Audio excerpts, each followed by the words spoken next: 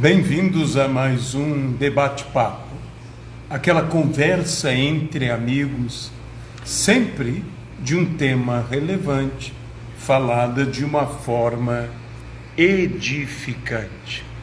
Hoje nós vamos estar com a presença do nosso amigo apóstolo Welly Sierra. Nós vamos aqui estar chamando o apóstolo Welly. Aqui está o Welly. Ali. Aonde está o Welly? Aqui está o Welly. Né? Tudo bem, Welly? Como é que você está? Tudo bom, Luiz? O meu primo, o Wally, ainda está escondido, mas o Welly já ainda apareceu. Está escondido. Graças a Deus que você não está escondido. Tá? Aliás, todos estamos mais ou menos escondidos nessa época, né? Todos estamos. O apóstolo Welly é do Ministério Sonho de Deus, que fica em Taubaté, São Paulo. Né? Recentemente, eu conversava com o Welly, eu vou te chamar de Welly por causa do nosso nível de amizade. Né? Eu conversava com o Welly e nós falávamos algumas coisas. Aqui no Rio de Janeiro, passou pela televisão até, né? A praia de Botafogo, que era tão conhecida por ter bandeira vermelha, não por causa das ondas, mas por causa da poluição, tão suja e com águas cristalinas, tartarugas aparecendo, boto, né, golfinhos, delfins surgindo aqui no Rio de Janeiro. E o Welly nos deu um dado interessante, que se não houvesse humanidade, em 400 anos, a natureza voltaria tudo ao que era originalmente. E ele usou uma frase, você usou uma frase extraordinária, que descobrimos que o maior vírus da Terra é o próprio homem. Eu achei isso, assim, fenomenal mesmo. Welly, será possível uma coisa como essa? Eu te pergunto, esses dados que você leu, você até me citou um livro que recentemente você esteve lendo. Você poderia falar um pouco sobre isso? Luiz, graça e paz. Obrigado aí pelo privilégio desse convite. Né? E eu sempre procuro estar escondido. Né? Eu digo que eu sou um ermitão gospel. Na nossa casa nós dividimos as tarefas, né, que é uma casa paterna. Eu sou responsável por cuidar da casa. E o apóstolo Cristiano faz o papel de atender os pastores de fora, através da aljava. Né? Então, eu fiquei com a parte mais fácil e menos trabalhosa, que é ficar dentro de casa. Né? E nem sempre é, né? Nem sempre é. Mas quando os filhos vão crescendo e ficam melhores que a gente, fica muito fácil. Né? Isso é verdade. Isso é verdade. Isso tem sido a minha tranquilidade. Você tem essa característica, né, Welly? Antes de abordarmos aqueles assuntos, você tem essa característica de ser um tipo de liderança que preza por uma verdadeira paternidade. Você é bem pai das pessoas que estão com você. Como é que hoje se fala tanto disso de paternidade e tudo mais, mas como é que você sente assim? Porque de fato você às vezes fica tão, digamos, nos bastidores para que outros surjam, para que sonhos de outros aconteçam e tudo. Você se sente mesmo assim, pai, dentro do ministério? É sempre uma visão geracional. Né? Nós sabemos que nós não seremos eternos, né? No sentido físico, que uma hora todo mundo tem que partir. E depois que você parte, não é a hora de você fazer experiência. é hora de você deixar um legado, deixar uma estrutura para que o sentimento que fique, se ficar é só de saudade, mas não de solução de continuidade. Porque, além de uma casa apostólica, é uma casa profética. Então, nós falamos sempre aqui o seguinte, que o futuro é um lugar em que nós chegamos primeiro. Porque nós temos entendimento daquilo que Deus tem preparado. Então, nós temos projetos para até daqui 50 anos. Que legal! Né? Então, não tem como deixar para fazer isso quando tiver gagá. Então, os filhos foram crescendo juntos, né? E foram tendo a sua oportunidade, foram estudando, foram sendo ativados. Então, isso me dá uma tranquilidade muito grande para viver. E eu entendo que a paternidade é o sistema de governo de Deus. Amém. Né? Amém. Deus sempre tratou com os homens como filhos. Ele sempre ocupou o seu papel de pai. Né? E isso se concretiza muito forte em Jesus. Né? Claro. Então, Jesus o tempo todo glorificando o Pai, reconhecendo o Pai, e o Pai a Jesus. Então, se a gente tiver esse sistema de governo, esse cuidado, né, as coisas se tornam muito mais fáceis. Né? Não há disputa, há uma pureza, né? E você pode acompanhar as pessoas em toda a sua trajetória. Isso não quer dizer que não tenha pessoas que vão embora da igreja, isso não quer dizer que não tenha um ministro ou outro que dê, às vezes, um trabalho, mas, no geral, vai muito bem. Filhos dão trabalho, né? E eu me lembro bem de Jacó, né? Antes de morrer, ele reúne os 12 filhos e libera uma palavra profética para cada um dos filhos.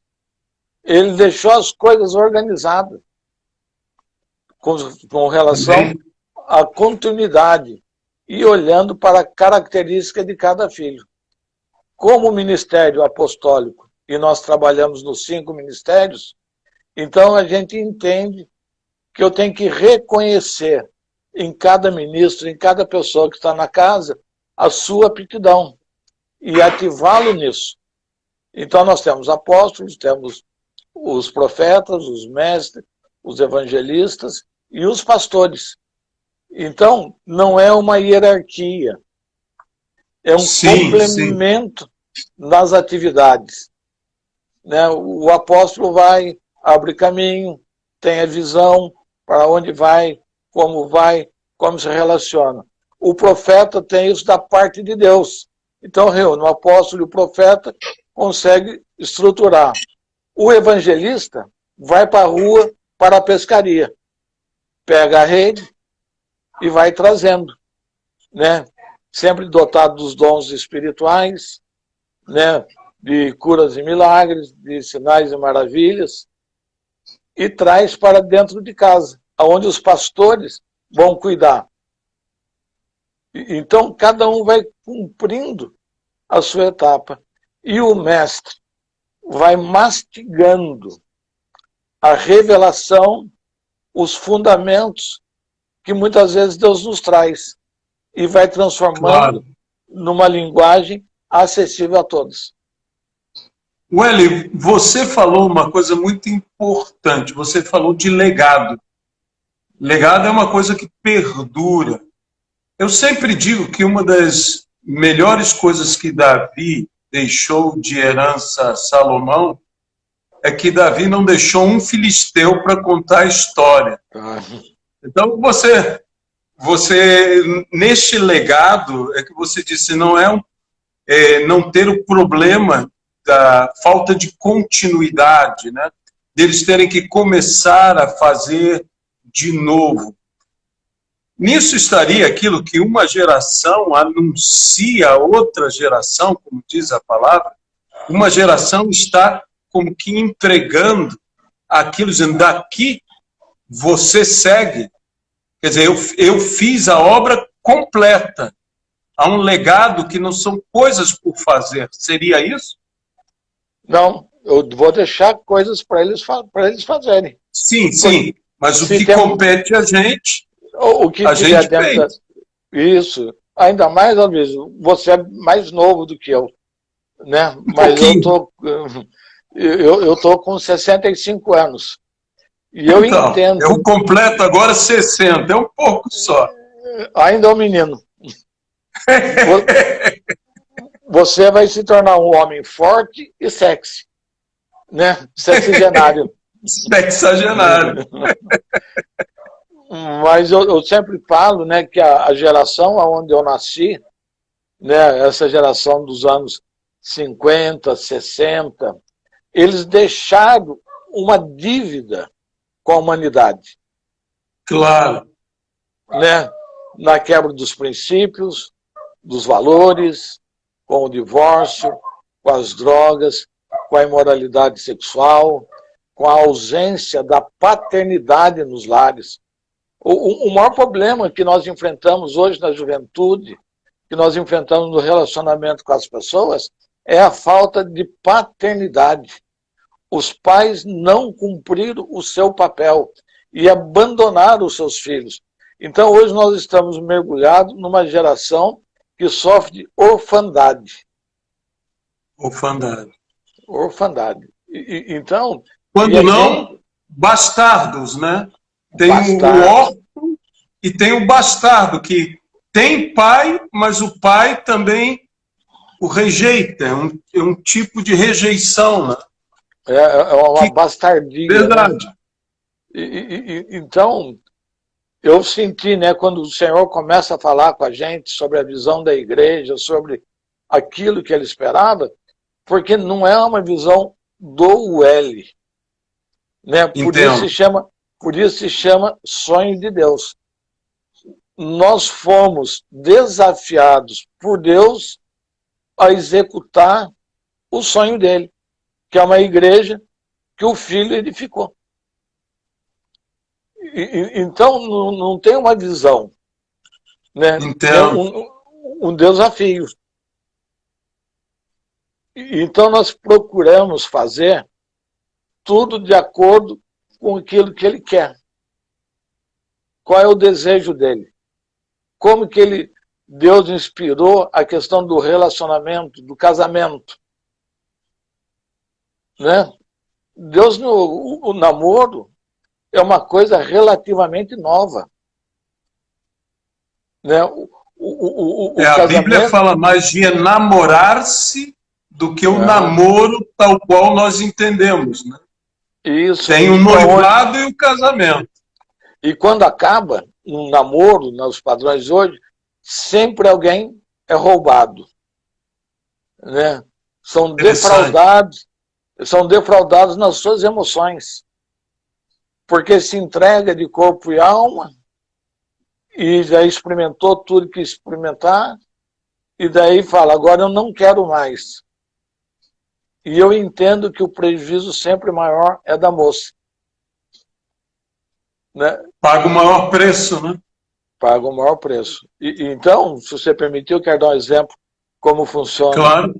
Em casa é desse jeito, nós fazemos corte.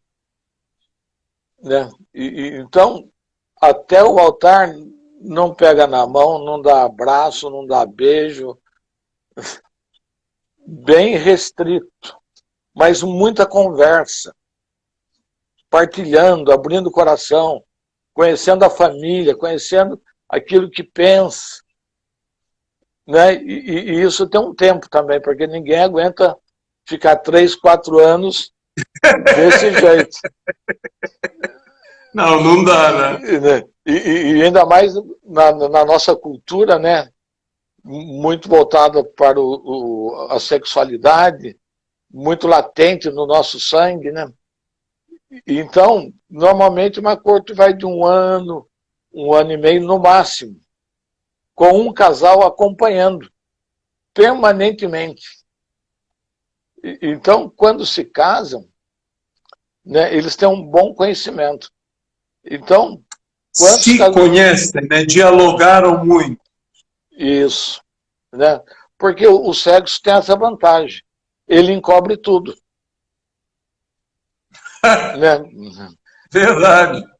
Brigou, você ativa os seus desejos, alcança o ápice do prazer e vamos dormir sossegado. Né? Só que não resolveu nada. Né? Nada. Agora, na conversa, não tem jeito. Então, a gente que está atendendo o tempo todo, a gente vê a dependência emocional que essa questão do sexo gera depois no casamento.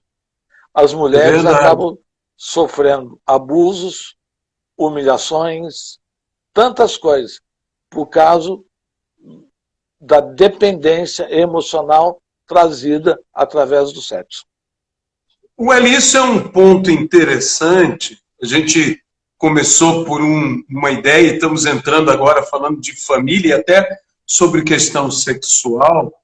Talvez na nossa sociedade, uma coisa, principalmente do lado ocidental do mundo, não dizendo que não aconteça no lado oriental, é diferente ali a maneira de encarar, mas como você disse, na nossa sociedade, é uma sociedade muito até erotizada, os valores sexuais e tudo, e se traz quase que um peso sexual também sobre casamentos saudáveis, casamentos felizes.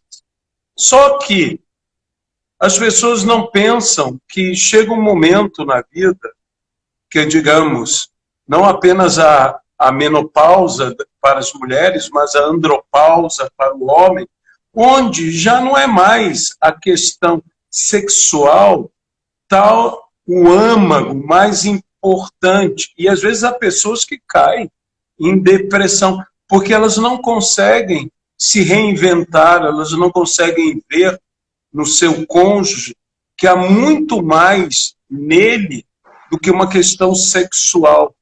Isso não estaria porque nós estamos tirando, como sociedade, não falo como igreja, mas como sociedade, tirando o sexo do seu lugar certo e o relacionamento, como você disse, o diálogo do seu lugar primordial? Sim, com certeza. Nós estamos vendo aí na pandemia, eu vi uma pesquisa que aumentou em 9.900% a consulta no Google como divorciar. Que loucura! Então, porque muitas pessoas não sabem quem era casada. Exato, agora está tendo que conviver com essa pessoa com a qual casou mais intensamente. Né?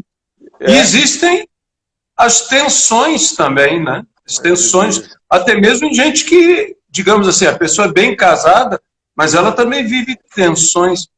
Eu brinco, eu digo o seguinte, que as pessoas pensam assim, eu imagino Noé e sua família dentro da arca, protegidos, guardados, com a bênção de Deus, com a graça de Deus, conduzidos, levados, só que tinha tensão lá dentro também. E ainda imagine cuidar de certos bichos lá, não devia ser fácil. Eu brinquei até mesmo com algumas pessoas, eu disse, você já imaginou qual dos filhos de Noé cuidou do hipopótamo? Porque o hipopótamo é um bicho tão interessante. Porque o hipopótamo, por exemplo, você tem que limpar, vamos chamar, a cela do hipopótamo, o local do hipopótamo. Só que o hipopótamo não defeca como os outros defecam, que caem. O hipopótamo gira o rabo dele praticamente como um ventilador. E eu imagino um filho de Noé tendo que limpar aquilo mesmo pro teto. Tendo que limpar tudo isso. É tenso. Há tensões numa hora dessa. E eu te pergunto, você que tem uma larga experiência, até mesmo eu conheço você em aconselhamento, muitos casais. Essas tensões, esse relacionamento, o que você diz para casais que estão vivendo tensão?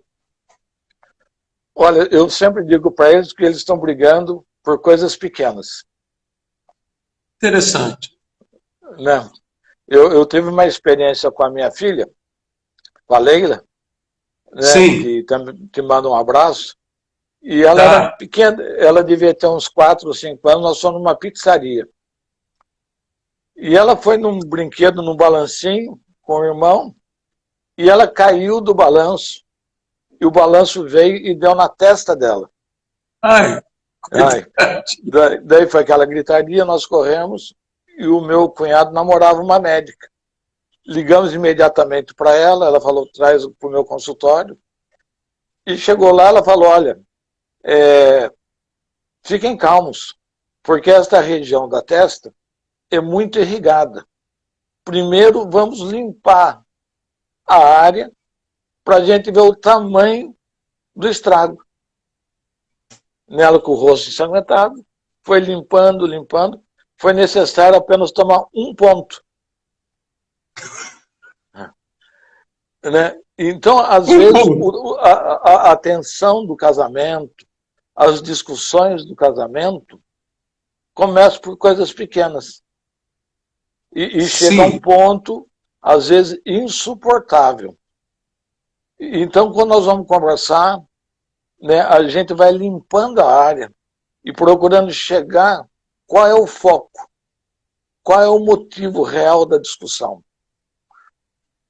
E muitas vezes são coisas pequenas, são coisas banais. Mas como não se conversa, como não existe tolerância, como não existe paciência, como não existe o entendimento do papel de cada um, né? Você estava falando de Noé. Eu costumo brincar que o Senhor deu a ordem para Adão, para ele dar nome para todas as coisas, antes que Eva chegasse. Claro. Porque se Eva estivesse junto, talvez até hoje eles estavam discutindo o nome da vaca. Estavam discutindo o nome. Do hipopótamo. Eu não concordo com isso. Não é desse jeito. Esse bichinho é muito bonitinho para ter esse nome feio. É verdade, é verdade. E Noé teve um desafio, né? Que as mulheres não gostam. Quando ele chegou e terminou a arca, ele falou para a família, pode entrar. E ninguém havia dado palpite. Porque ele construiu sozinho. Então eu creio que a esposa de Noé falava, Noé, onde você estava com a cabeça? Essa cozinha é muito pequena para essa quantidade de pessoas. Né? Então a responsabilidade de executar o projeto de Deus. Então, nós temos você está falando disso, eu fiquei pensando assim, você imagina, às vezes o pessoal se casa, tem gente que é doido por cachorro, por exemplo, e o outro, o cônjuge, não é.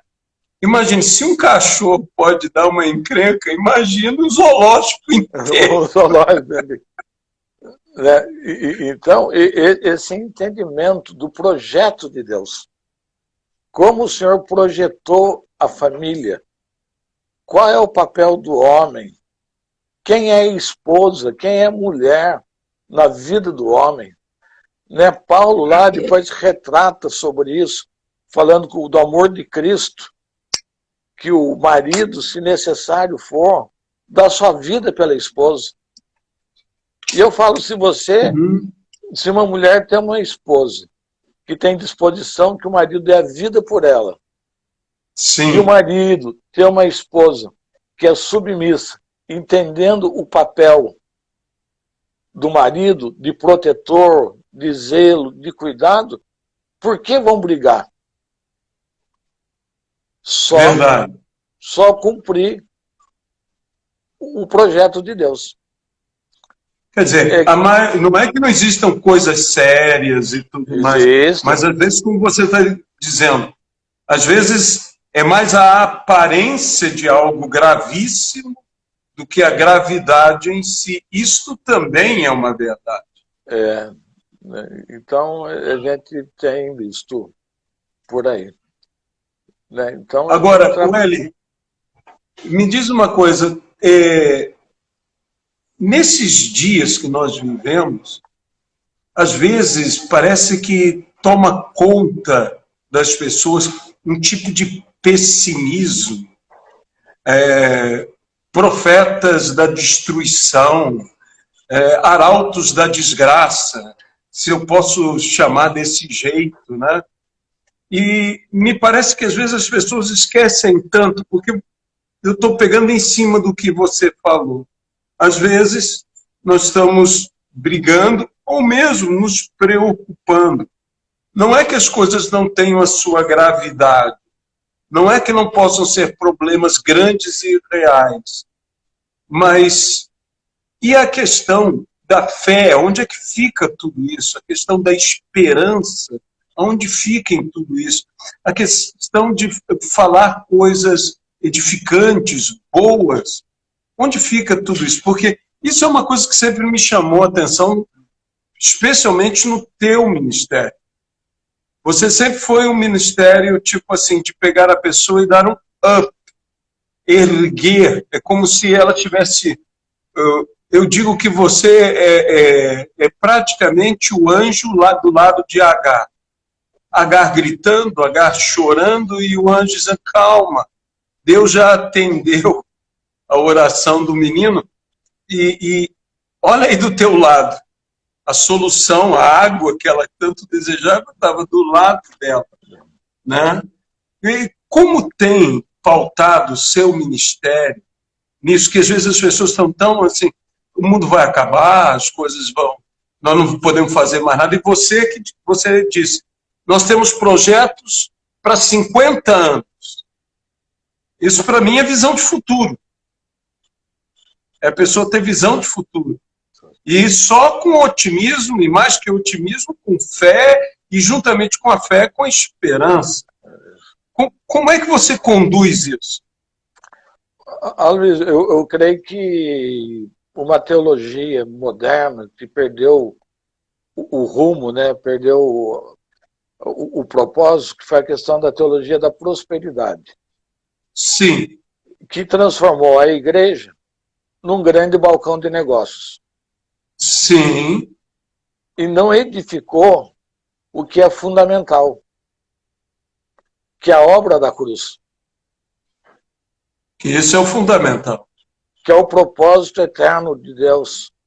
Para que nós existimos? O que estamos edificando? Nós não estamos melhorando as pessoas. Nós estamos trazendo para elas a natureza de Cristo. Sim. Que morre para a natureza adâmica e passa a viver a natureza de Cristo. Né? Então nós entendemos que o reino é justiça, gozo e paz. Então eu falo sempre, nós não somos de direita, nós não somos de esquerda, nós não somos do centro, nós somos de uma outra nação. Nós somos da nação celestial. E as regras do nosso reino é justiça, gozo e paz. É o reconhecimento daquilo que cada pessoa aporta. Né? Então, a ideia sempre é começar a edificar uma fé centrada em Cristo, na sua Amém. obra, não naquilo que você pode obter. Porque a gente vê a vida de Paulo tendo altos e baixos. E ele Sim. mesmo falando, sei viver de qualquer maneira, com pouco, com muito. E hoje as pessoas se desesperam quando perdem. Não entendem que a nossa vida está debaixo do controle do Senhor, que Amém. nos ampara, que cuida, que supre as nossas necessidades. Então, quando nós começamos a entender isso e a impartir isso para as pessoas, não baseado numa teologia, não baseado apenas em pregações, mas no convívio, no impartir vida. Né? Então, é assim que se transmite um legado, impartindo vida, a Sim. própria vida. Então, isso supera depois as diversas correntes teológicas, os pensadores, todas essas coisas, baseado no fundamento de quem é o centro da nossa fé e o que ele se propôs a fazer. Né? Então nós somos filhos, nós somos herdeiros, nós recebemos a dinastia desse projeto do Pai. Então, esse tem sido a tônica, né? Você tem falado bastante, você, mas na verdade eu sou apenas uma peça nesse É um processo. conjunto, né? É o É um conjunto que foram entendendo isso, né? Então nós temos, e eu sei que a sua casa é desse jeito, eu sei que a sua vida é desse jeito, que existe uma pureza, uma responsabilidade com a vida das pessoas.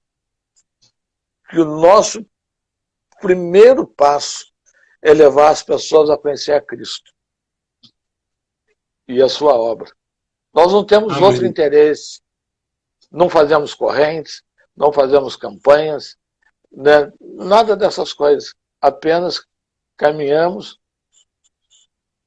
deste jeito. Então, nós estamos lá hoje empenhados e dando os primeiros passos para construir um hospital. Que legal! Sonho, né? É um sonho. É um sonho que custa 50 milhões. Né? E antes a gente não tinha nada. Daí já tem na igreja hoje 3 médicos. Já tem uma gama de profissionais da área da saúde. Já funciona um ambulatório na igreja atendendo as pessoas. Ué, a Rica começou assim, eu me lembro de você falando comigo, assim, que é um sonho, sobre a TV Rica. Você lembra quando não havia nada? Você disse, é um sonho. Hoje, já há algo mais concreto e, inclusive, vocês têm a editora também, né? Isso. Quer dizer, sonhos que vão se materializando. E que demoram. Né? Demora. TV, porque você vê, a visão da TV Rica, ela já tem 12 anos. Esse ano agora, esses dias agora, que nós vamos ter a oportunidade de fazer o estúdio. Maravilha. Até então a gente fazia do jeito que dava. O irmão abria sua casa, gravava um programa ali. Agora, com o estúdio, a gente vai melhorar. Mas foram necessários 12 anos. Né? A persistência, a insistência prevalece, né? Há dificuldades, obviamente. Você falou de prosperidade. Eu acho que as pessoas da teologia da prosperidade, não querendo criticar ninguém, mas se esquecem até do sentido da palavra, que é ser bem-sucedido. Em tudo, né? A pessoa ser bem-sucedida é prosperar, é alcançar sucesso. E prosperar também tem aquele sentido de manter o sucesso. E às vezes você está no processo todo. Como esse processo. Eu já posso vislumbrar aí, qualquer dia eu vou chegar aí e já vai ter uma clínica, de ambulatório você já tem. Aí já tem a clínica, da clínica ao hospital. Isso está sendo nesse passo a passo. Né? Não, a gente estava esperando o recurso. Não, Deus foi criando um outro sistema. Foi mandando primeiro os profissionais. Né? E eles estão se dispondo a partilhar, e não tem custo, não se cobra nada. Então, nós sabemos que Deus nos deu. Então, por exemplo, nesses 12 anos, o que nós entendemos? Que nós estivemos submissos, obediência ao comando da voz do Senhor. Ele fala, faz, nós fazemos. Amém. E cremos que Ele envia o recurso, que a obra é dele. Né? Então tem o hospital, tem a TV Rica, tem editora. Então nós tínhamos a editora. Foi solidificando tudo. O primeiro livro da editora não foi nem meu, nem de nenhum. Nem nenhum dos seus. Nem dos meus. Foi do Abel Balistreri. Uhum. Daí o senhor inspirou ao Cristiano, que tem uma experiência muito forte de vida, um processo que ele passou, e que é um livro chamado De Dentro para Fora. Ué, o filho vai ter prioridade nisso. Então não é como que a gente, estou querendo achar a palavra certa, quando se torna muito pessoal as coisas. Uhum. Não é uma ação egoísta, né? Ou personalizada. Isso, não é personalista. O sonho de Deus é isso. Não é personalista. Nós nos alegramos em reconhecer o talento e abrir a oportunidade para que eles tenham. Né? Maravilha. Então é isso. E eu entendo que a prosperidade também está incluído em quantas pessoas você consegue abençoar. Verdade. Não é? Verdade. Paulo fala, não tendo nada, mas abençoando a muitos. Exatamente. Agora, Welly, certa vez nós conversando, você disse uma frase muito inteligente. Você disse, somente duas pessoas surgiram adultas, Adão e Eva. Fora isso, todos nascem e têm que crescer. Mas parece que há pessoas que entram na igreja hoje pensando que já nascem adultas. Sim. Já nascem adultas. Dentro da paternidade, dentro disso, existe uma coisa que é educar, disciplinar. Então, nós usamos a palavra, inclusive, discipular. Quando o pai e a mãe devem educar o seu filho, capacitar o seu filho, ensinar o seu filho.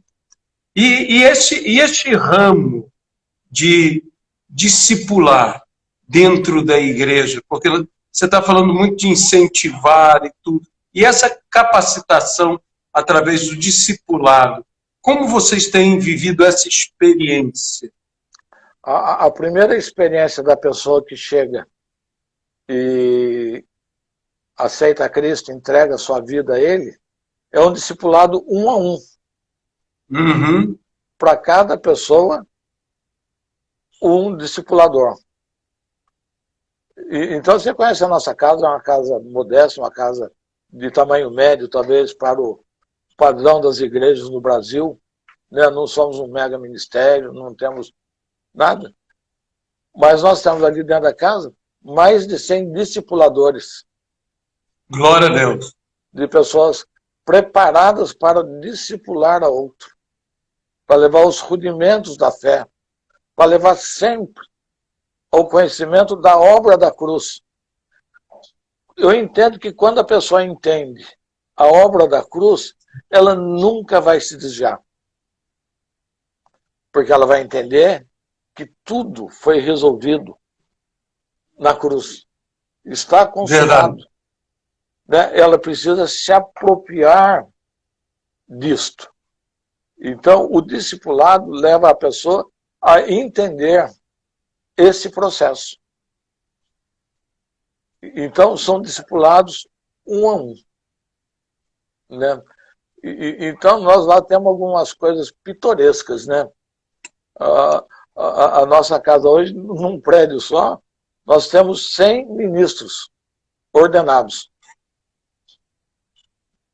Né? Metade ordenado na casa. E metade que veio de fora. Né? E nós reconhecemos a unção que uma outra igreja deposita. Eu não acho que eu sou detentor de ordenar as pessoas e apenas a minha ordenação vale. Não. Se uma outra igreja ordenou, eu reconheço. Se eu sou o mesmo corpo, né? Então eu recebo um ministro como ministro. Claro. Antigamente era mais afoito, já chegava e entrava em atividade. Hoje passa por um processo de integração, Entendo. de conhecer. Então, às vezes, a pessoa passa lá com a gente 1 ano e meio, 2 anos, sem entrar em atividade. E eles adoram isso, viu? Para desintoxicar aquilo que a religião produziu. Entendo. Muito interessante. Você Então, tem ministérios aí até assim diferentes. Se não me engano, tem uma escola de línguas também. temos uma escola de idiomas, né, que não está mais com a gente. Né? Já expandiu. Já foi embora. Nós temos também um trabalho chamado Aljava, que é o trabalho que está com o Cristiano, que atende os pastores de fora. Né? Aquilo que você faz com a Quórum, Corações Unidos. Nós atendemos, né, o apóstolo Cristiano atende o CPF, não o CNPJ. Entendi. Entendeu? E nós não temos a intenção de colocar o nome Sonho de Deus em nenhum outro lugar. Então nós conseguimos conviver, partilhar, tudo aquilo que nós produzimos, nós disponibilizamos para outros. Então não há segredo. Né? Hoje nós estamos começando a nossa escola de empreendedorismo para os teens, dos 12 aos 15 anos. Estamos formando... Já empreendedores do 12 aos 15 anos. Vocês estão projetando para o futuro. Sim, já estamos trabalhando com eles, trabalhando na formação, né? São as próprias pessoas da igreja que têm esse perfil. Vamos pôr os teens para desenvolver projetos, desenvolver produtos. Isso é muito legal. Isso é muito legal. Porque quando você entende o quanto custa ganhar, você pensa mais para gastar. Não haja dúvida. Isso é uma verdade. Isso é uma verdade. E como eles estão sendo precoces hoje na informação das coisas, em tudo isso, nós achamos que nós podemos contribuir com a vida dos teens, ensinando a eles desde já. E é interessante você ver cada talento, cada criança, cada desafio deles, né? Então, tudo isso está à disposição. Né? Formação política. Então, vocês estão dando uma formação total, desde as crianças, passando pelos adolescentes, juventude. Eu sempre falei, as pessoas dizem muito, nós temos que ter o governo dos justos. Mas antes de ter o governo dos justos, você tem que ter os justos. Senão não existe governo dos justos. Né? Vocês estão na formação do ser. É como você disse, você está mais preocupado, não é no ter. Então você está preocupado no ser, na formação destas pessoas. Mas, Wely, eu aproveito aqui, eu retorno para aquilo que a gente falou no início, que você disse aquela frase para mim, fora daqui, né, que o maior vírus do mundo é o próprio homem.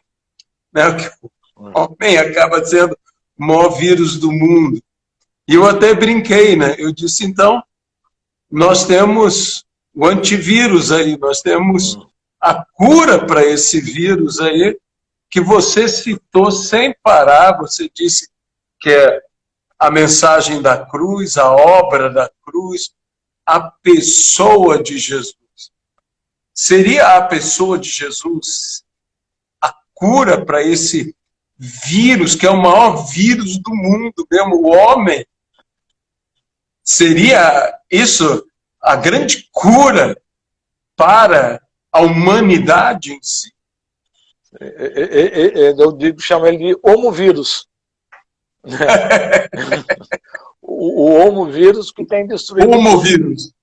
É pior que o gafanhoto, cortador, destruidor, né?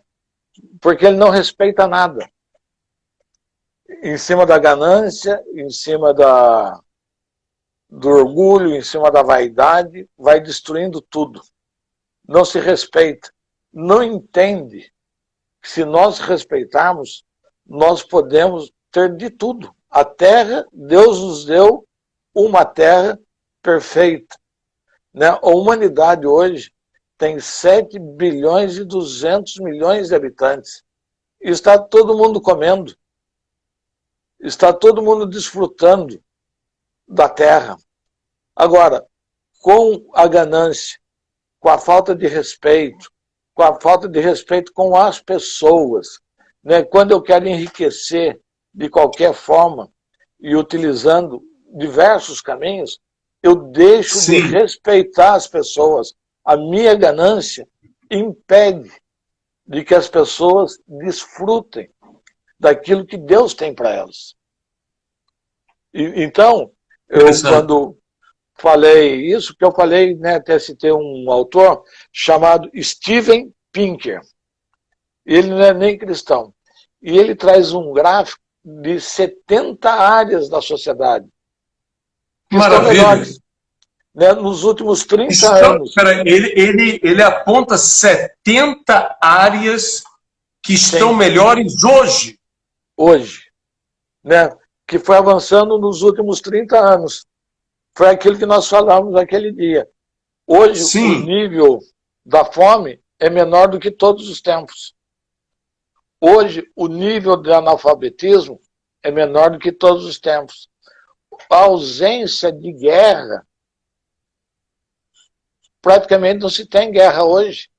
Hoje tem mais questões étnicas, né, religiosas, que estão sendo discutidas, né, que tem gerado conflitos. Mas se a gente perceber, e é isso que eu falo, o pessoal que tem pregado o caos, eles trazem medo, eles trazem pavor, roubam a esperança, roubam aquilo que o Senhor nos deu. Né? Então, por que eu vou estar preocupado hoje com toda a equipe em construir um hospital? Né?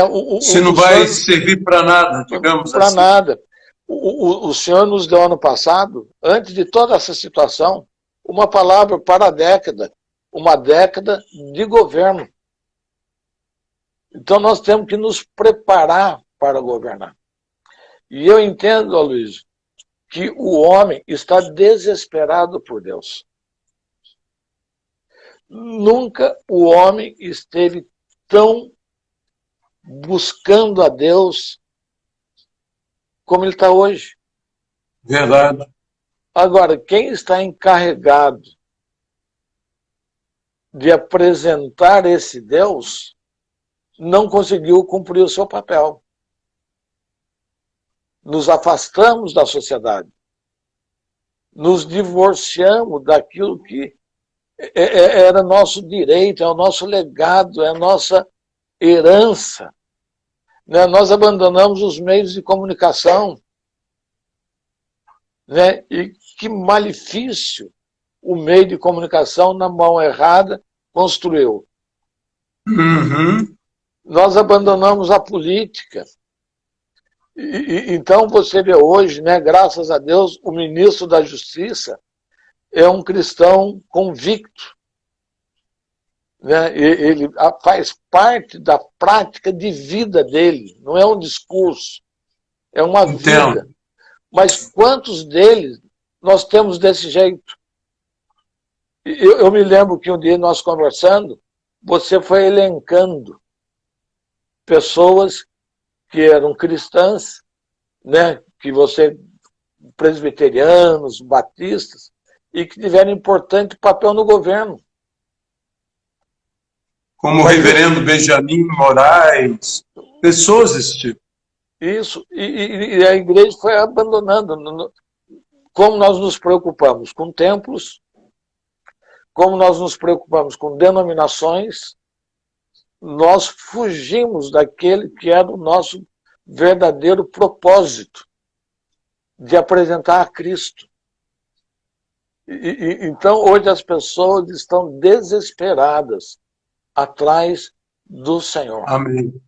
Falta, né? Diz lá que o trabalho é grande, mas são poucos os ceifeiros. Certo. Quem queira trabalhar pelo reino. Né? E eu não quero aqui fazer apologia da nossa casa. Não, eu entendo. Né? Mas quando nós fomos chamados, o Senhor nos falou, olha, vocês serão uma igreja local. Pode estar na cidade, pode ter mais algumas congregações na cidade, mas eu não tenho permissão do Senhor para ter uma igreja em Tremembé, que é vizinha da cidade. Mas aquilo que colado, né? Mas aquilo que nós produzimos toca as cidades, as pessoas, porque nós disponibilizamos isso. Nós não estamos preocupados, né, com o espírito denominacional. Né? Deixamos de ser uma denominação para ser um pensamento, um conceito, uma forma de viver. E o que eu sinto falta, isso é hoje. Os ministérios brigando entre si. Quem tem razão de quê? Como superar? Como tomar do outro? Como competir com o outro?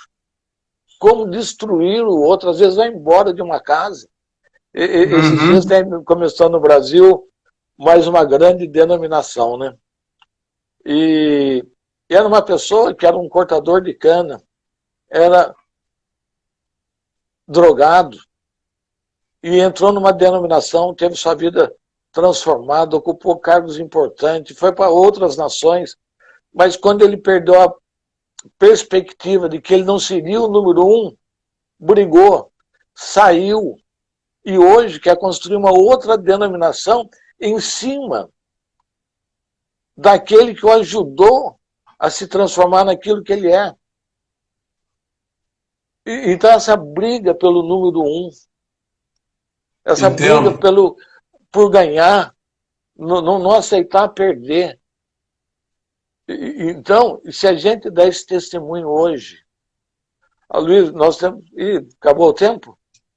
Não, ainda temos alguns minutos. Então, nós temos feito ações pequenas. Né? Nesses dias, os jovens da igreja resolveram honrar as pessoas com mais de 60 anos. Isso é bom. Que resultado, que alegria das pessoas em receber isso. Não estão procurando grandes coisas, o Aloysio. Eles estão procurando alguém que ouça. Welly, você sabe que o mandamento, o 5º mandamento, que é honra teu pai e tua mãe, para que se prolonguem os seus dias sobre a terra e tudo que faça seja bem sucedido, na realidade não é apenas exclusivo a progenitor e progenitora, né? É toda a geração de teu pai e de tua mãe, a ideia. Honra as cãs, né?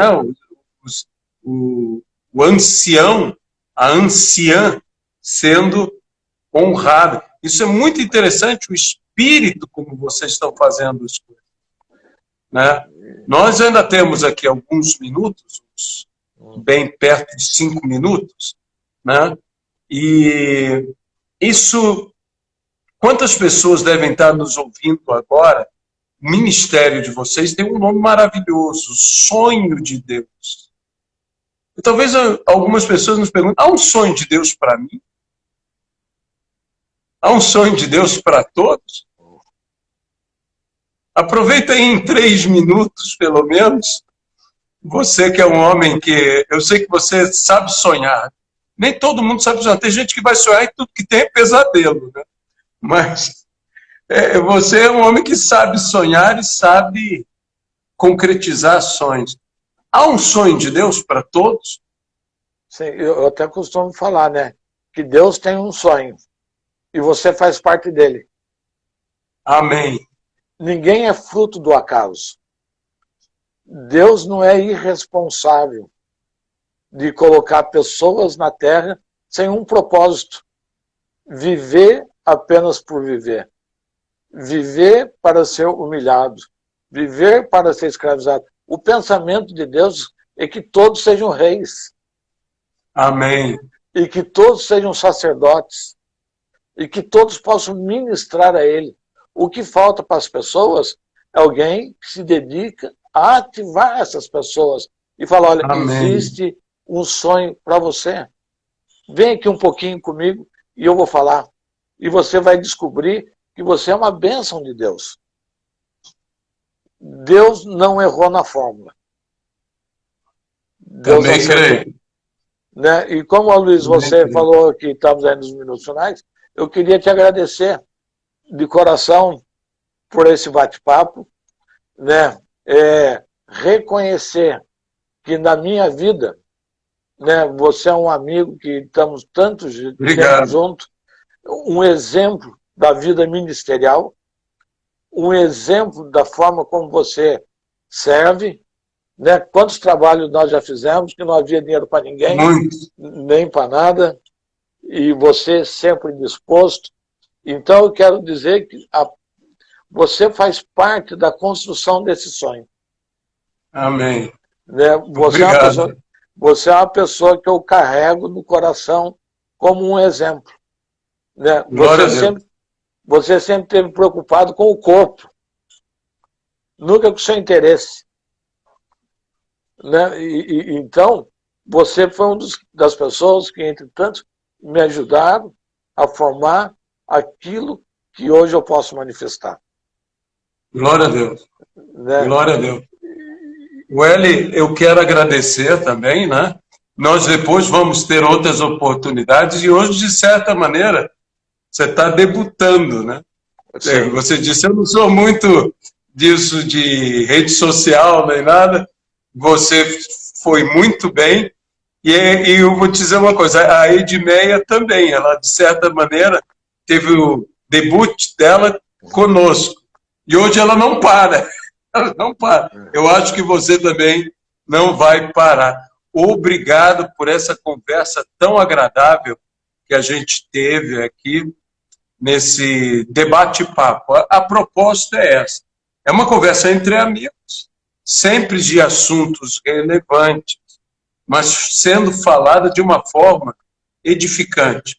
Não um debate para que entremos em polêmicas, mas sim para que mostremos até a concordância, que existe esperança, que existe a palavra da cruz, que existe cura para o pior vírus da face da terra, que somos nós mesmos. Existe cura, que é Jesus. Welly, muito obrigado, que Deus abençoe o ministério aí, e eu espero que a gente possa fazer outro desse debate-papo, tá? Nós vamos estar encerrando agora. Um grande abraço, tá bom? Um abração, um abraço para a família, para toda a sua casa. Obrigado. Aí. Um abraço. Amém. Tchau. Tchau. Nós queremos agradecer a todos a sua participação e até uma próxima vez no nosso debate-papo. Sempre com pessoas amigas, sempre falando de assuntos relevantes, claro, numa visão da palavra de Deus. Até uma próxima vez no debate